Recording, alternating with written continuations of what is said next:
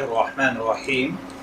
अस्सलामु अलैकुम dear viewers, आपके favourite informative channel matter life से आपकी खिदमत में हाजिर हैं।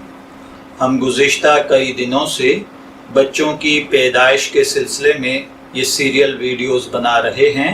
हमारा आज का टॉपिक है बच्चे की आनोल नाल की एहतियाती तदाबीर। ताज़ा कटी हुई नाल को इन्फेक्शन से बचाने के लिए सबसे पहली ज़रूरी बात यह है कि उसे खुश्क रखें। नाल सुखाने के लिए उसको हवा लगना ज़रूरी है।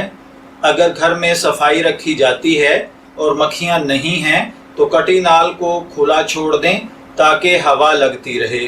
अगर धूल और मक्खियाँ हैं तो नाल पर हल्का सा कपड़ा रख दें। जरासीम से पाक आप कपड़ा इस्तेमाल करें, ये सबसे बेहतर होगा। अगर आपके पास जरासीम से पाक गाज या कपड़ा ना हो तो बच्चे की नाफ को बहुत साफ और ताज़ा इस्त्री किए हुए कपड़े से ढांप दें। पेट पर पट्टी ना बांधना बेहतर है, लेकिन अगर आप पट्टी बांधना ही चाहते हैं तो कोई हल्का बारीक कपड़ा मसलन मलमल वगैरह इस्तेमाल करें, लेकिन ज़रूरी है कि पट्टी इतनी ढीली रहे कि नाफ को हवा लग सके ताकि नाफ गीली ना हो, खुश्क रहे। पट्टी को कस कर मत बांधिए। इस बात का भी इत्मीनान कर लें कि बच्चे का कलोट नाफ पर ना आए ताकि नाफ पेशाब से गीली ना हो जाए।